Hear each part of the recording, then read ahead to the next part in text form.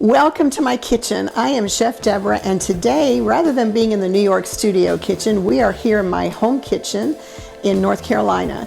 And we're going to be making some wonderful cookies today called Financiers, which is a little French butter cookie.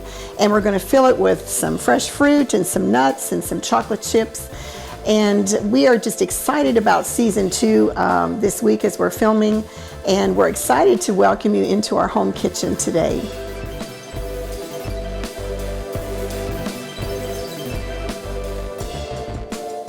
So we're going to take these little Financiers, which is a very traditional French cookie, and I love to take traditional cookies, traditional baked goods that I think the general population has forgotten about for so many, many years, and reintroduce them and kind of revamp them and modernize them a little bit, but still using a basic recipe. So we're going to be doing these wonderful little butter cookies, or tea cakes as some people call them, because you can make them in different sizes and different shapes. And so we're going to be doing that today. So I wanted to introduce you to a Financier mold. These are like little boats, some say football shapes. We can have little rectangle shapes that have little sloped sides, and these are already buttered. And these are nice little tea cake sizes, and these are really bite-sized boats that don't have a fluted edge.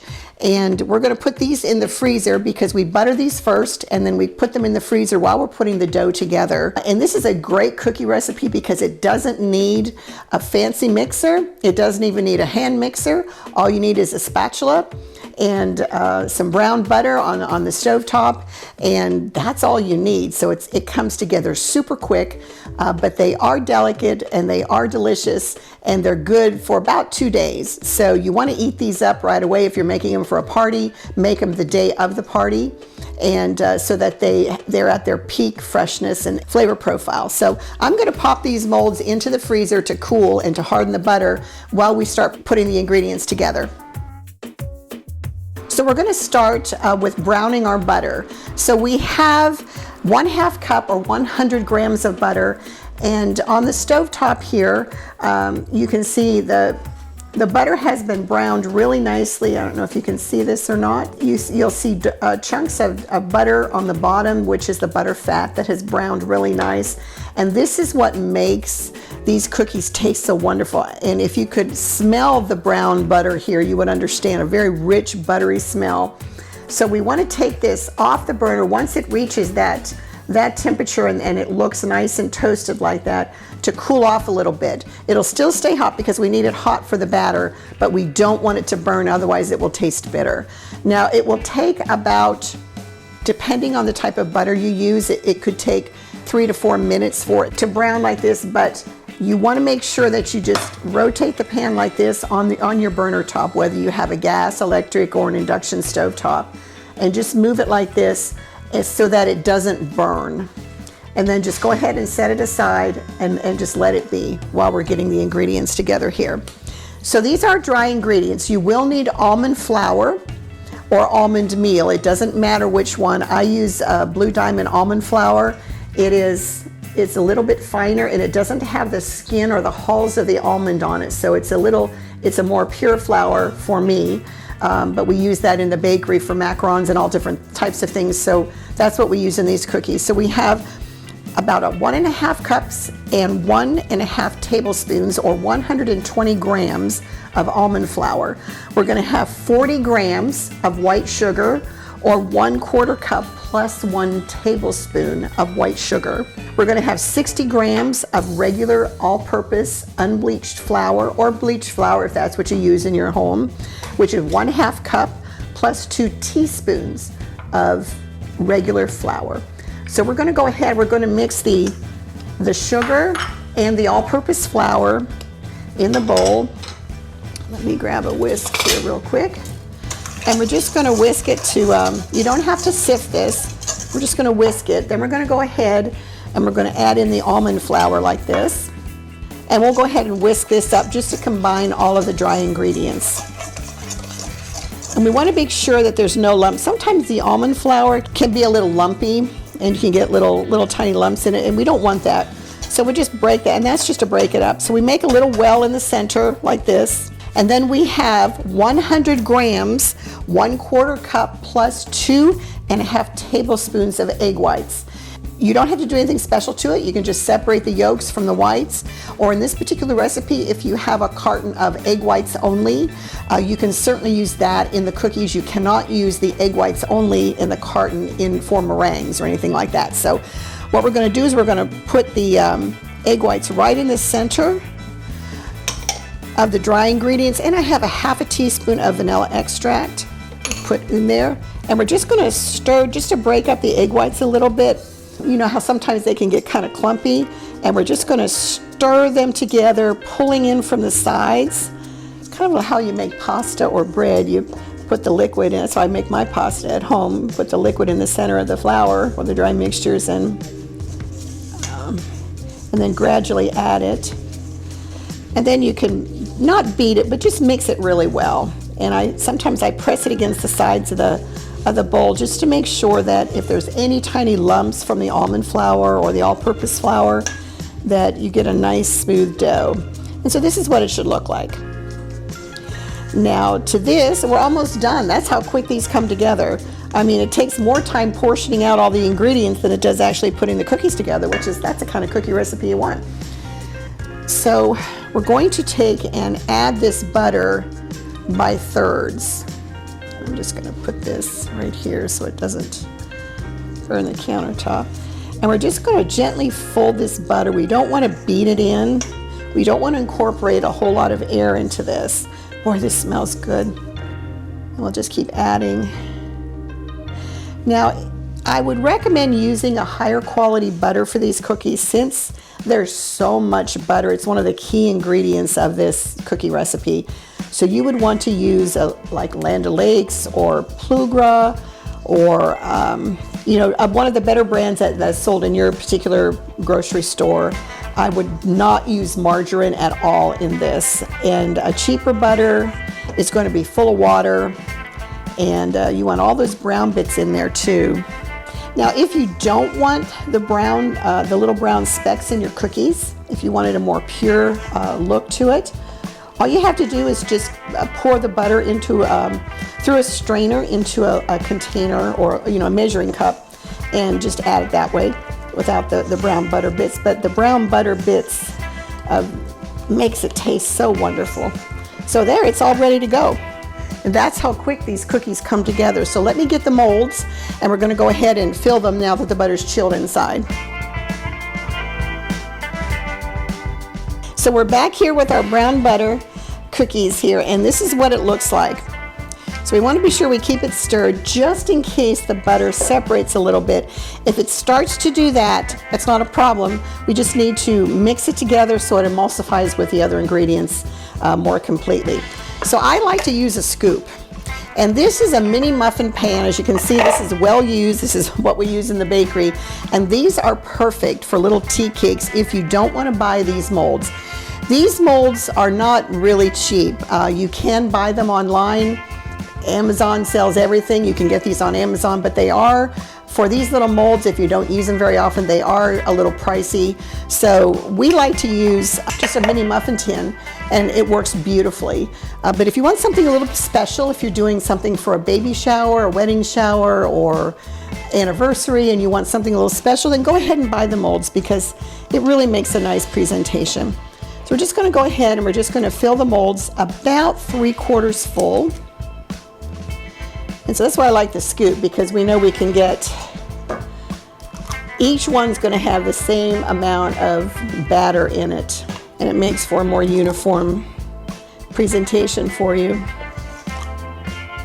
My kids love these cookies, and our customers have loved these cookies too. They're just really nice little butter cookies. So after we get the vanillas done, we're going to make chocolate financiers, which is going to be fun too, because of course we have to have something chocolate. You cannot not do chocolate. If you watched any of my episodes, you'll see that we've done Madeleine cookies, which is another French butter cookie, and we did lemon and chocolate in those. I want you to see what one of each of these will look like once they're baked. So you can decide what your favorite shape might be. And these little footballs, they just take like, a teaspoon or so. Little tiny ones. This is what's fun about taking very traditional recipes that the general public really has not been familiar with and introducing them so that we can enjoy all these wonderful cookies and pastries and tea cakes that these French chefs have made, Italian chefs have made for years and years and years. And everyone forgot about them, at least in this country.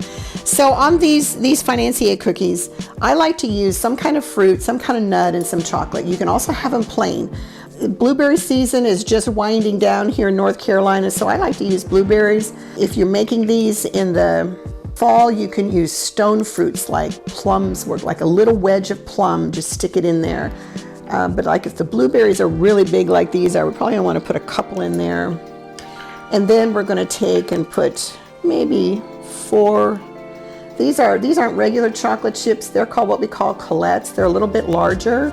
So I have to put about 4 or 5 in. And what's nice about this, you can double this recipe very, very easily. And you can make a couple dozen of them. So you can make, like half a dozen of each kind.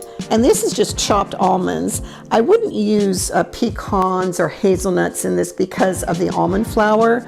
It won't taste as good. The flavor profile won't be as good. So because the almond flour is a delicate flavor, and you don't want to overpower it with a pecan, a toasted pecan, or a hazelnut, which has a very distinct flavor. So we'll go ahead and put some chocolate in here. Now, if you don't want to use colettes or chocolate chips, you can certainly use shredded chocolate. You can cut up your chocolate.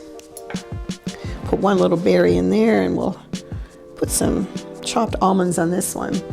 And these are ready to go in the oven. We preheat our oven to 425 degrees, and then when we get ready to put them in, we turn it down to 350, and they bake for 20 minutes. So we'll see you when they're done in about 20 minutes. So welcome back. The cookies are done. It did not take quite the full 20 minutes. It took about 17 minutes. I have a convection oven, so it cooked a little bit faster. So just be careful and monitor your cookies while they're baking. So let me go get them real quick, and we'll get them unmolded. This is what it looks like. I already unmolded these because I didn't want them to cook anymore. So these are the little shapes for the individual Financiers molds. And normally what I do is I take an offset spatula, and we want to get these out of the mold as quickly as we can so that they don't stick. They usually just pop out really, really easy because we buttered them, and then we put the pan in the freezer so the butter would harden. So we're going to, let me take that off my hands here real quick. Just be careful you don't burn yourself. But these kind of cookies would be a great little cookie to make with the kids or the grandkids. I'm all about, sharing our family experiences. And if you've watched any of my other videos, you'll know that I'm always trying to get the kids and the family involved in the food and the making of all the food. It's just a nice way to make memories for everyone. Like my husband, he can put one of these. This is a one bite cookie for him. But these are a nice little cookie. Let me get this out of the way so you can see what we're doing here. So we're going to go ahead and let these cool. As you can see, they dome at the top really nice. The blueberries domed a little bit, but because the fruit is a little heavier, so it pulls the dough down a little bit. So we've got 4 blueberries, 3 chocolate, and 3 almonds. And so what I'd like to do is just take a little bit of powdered sugar for service, and we're just going to go ahead and we're just going to dust. Just lightly dust. We don't want a heavy sweet dusting on here because these cookies are very, very delicate flavor. So you just want to do just a light dusting on them. And they're ready to go. So let them cool completely, and we're going to go ahead and plate them once we get the chocolates done so that you can see what they look like together.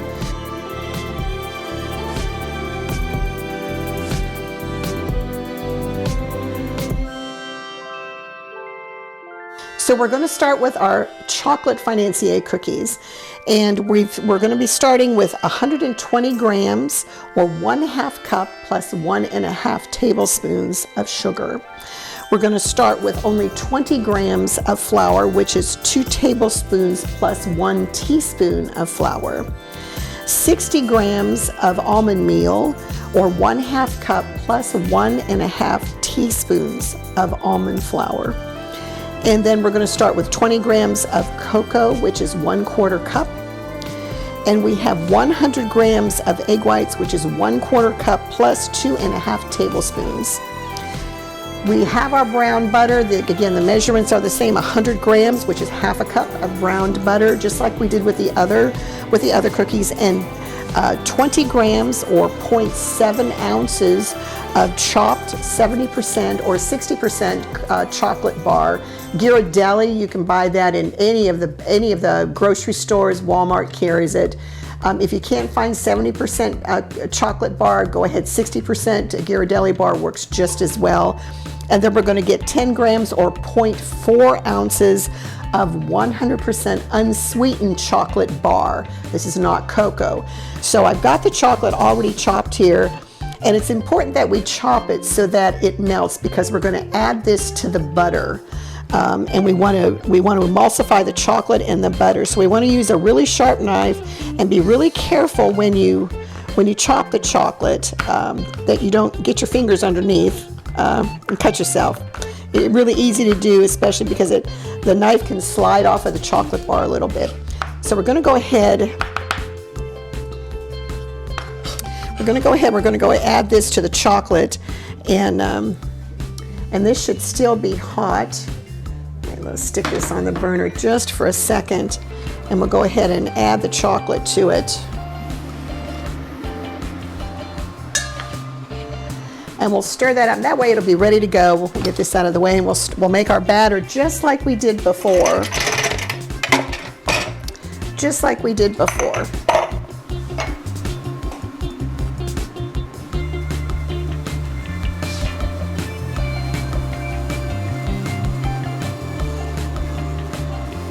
So we'll stir the chocolate, and the chocolate's already melted now, and we don't want it to come to a boil. We just want it to melt. So we'll just take it off the heat, and we'll stir it together. Let me bring it over here so y'all can see this. And it's just chocolate butter. That's all it is. Just chocolate butter. We'll just set it aside, and we'll put our ingredients together like we did before. Now I'm going to spray the chocolate instead of using the butter and putting the pan in the freezer. I'm going to spray this with our Baker's Joy, our nonstick spray with flour in it. So let me go grab that real quick.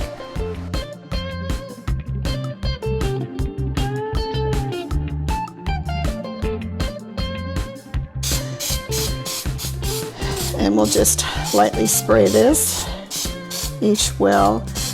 Depending on how big you make your cookies, you can get, a dozen, maybe 14 cookies. So that's about what we get out of this batch. So remember, we're going to add the sugar and the flour in the same bowl, and we're going to stir it up a little bit just to break up the sugar if there's any little lumps in the sugar. Then we're going to go ahead and add the almond meal or the almond flour. And we'll mix that again, making sure that we don't have any lumps of flour. If the whisk doesn't get it out, stick your fingers in there and make sure that you don't feel any big lumps of anything. Remember, we're going to make a well in the center. Get the rest of that chocolate in there and get that melted. That chocolate thought it was going to sneak away from me, not get in those cookies. Now, if you want to, as a variation of the chocolate, you can put a little bit of orange zest in this batter, and it would be really wonderful. If you wanted to make some just plain chocolate, some a chocolate orange, or you could, instead of vanilla, You could put a little Grand Marnier, which is an orange liqueur, in there, just like a teaspoon, which would be really good.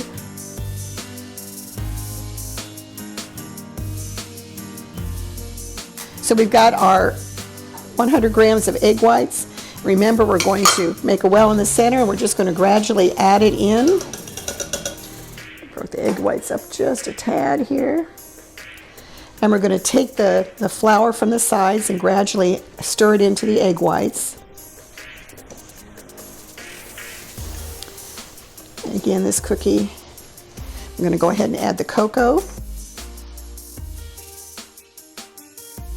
So we get 3 different types of chocolate in this little tiny cookie, which makes it really chocolatey. And surprisingly, I mean, with all the butter and the chocolate, you would think that it would be like too much, but it's not. I think because of the butter really balances everything out for you. I mean, the cookie is a nice little cookie, and it is definitely not calorie free or low fat because of the butter in it. So this is what the dough should look like. It should look a little bit grainy because you'll see the grains more in the chocolate than you would in the vanilla, only because of the almond flour is not a smooth flour, but that's exactly what we should be seeing.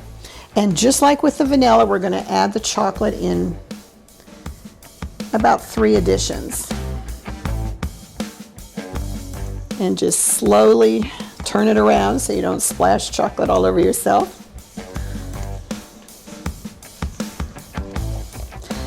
Remember when I was in pastry school, my chef instructors were so particular. We always had to have a sheet of parchment paper for clean items and a sheet of parchment paper for dirty items. And we had to keep our workstation impeccably clean throughout the whole baking process, which is kind of hard to do sometimes. But it was something they insisted on, and it's good training. Okay, we're just about done with this, and we want to scrape all the last little bit of chocolate and brown butter bits out.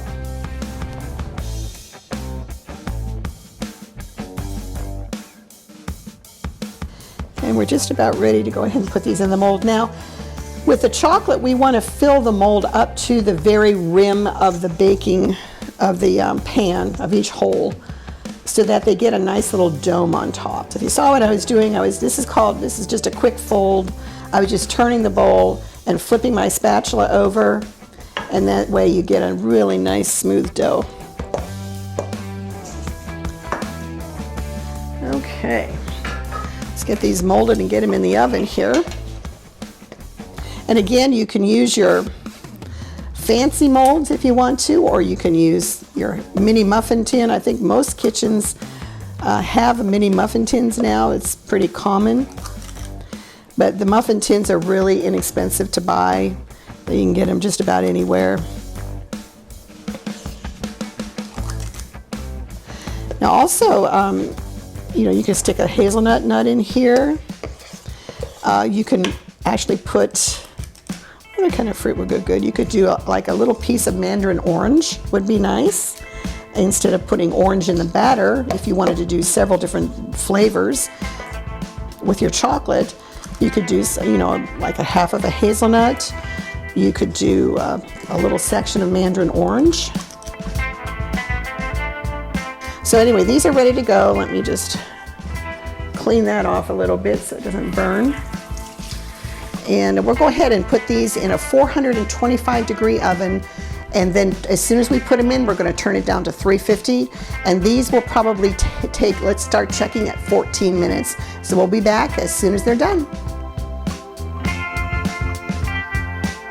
So our chocolate financier cookies are done, and I did find a strawberry in the refrigerator, and so I just cut it in half and then quartered it basically, and stuck a couple pieces of strawberry in each of the cookies.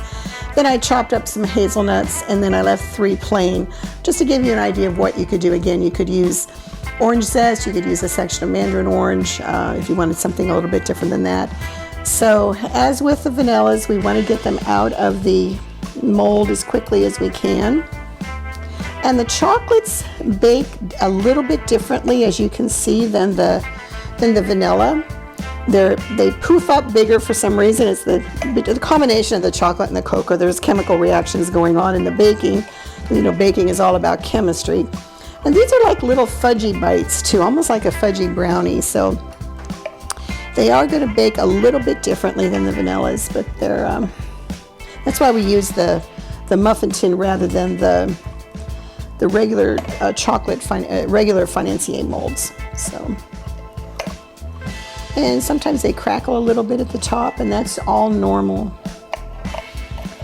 So we're going to want these to cool. And this is a little chef's delight. This is leftover batter. We never throw anything away, so we always want to.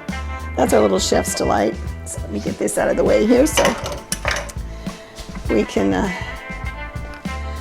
do this. And again, we're going to dust these just again very lightly with some white powdered sugar. And if you don't want to do this, you don't have to do this. If you want to, you can make some ganache, and you could drizzle it with a little bit of chocolate if that's what you want. But I would say taste these first if you've never made them before to see if you want even more chocolate on them. Sometimes you can overdo the chocolate and it's just too much. So I think a dusting of powdered sugar is just perfect. A little bit of sweetness on the top is all that you need with these delicious cookies. So we're going to go ahead and plate them. We've got a couple different platters. We like to do contrast when we're plating, so we're going to use the darker trays for the vanilla cookies, and then of course the chocolate on the white, just to give it a little bit of a separation and distinction with all the. I'm trying to. And you can stack them once they're completely cooled. If you want to stack them like this and make like a little pyramid, you're free to do that. However you want to plate. You always keep a couple sprigs of mint around. It's a great little garnish if you want to do something like that. Just to, oh, that smells wonderful. Fresh mint smells so great. And these are a little bit too warm to stack yet, so I think that looks good the way that it is. Again, if you have a long oblong tray, you can line them up, you know, just like little soldiers in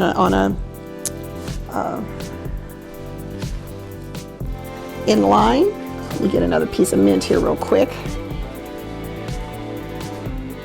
You can stick it there, and so you can make a nice little arrangement for your family or friends or guests, whoever's coming over. But these are Financier cookies, and let me cut one for you so that you can see what it looks like inside, because we always have to try. Let's see, we'll cut a blueberry open here. Look at that, just wonderful fruit flavors, and these are little almonds. Again, they're just nice little cookies, nice little wonderful cookies. And I think I might have to try a little bite of the blueberry. It's a little bit chewy, and you get that pop of blueberry flavor. It's a really nice, delightful cookie. So please try our Financier cookies, our fruit and nut or plain, and our chocolate with different kinds of fruits and nuts. Your family and your friends are really going to enjoy these.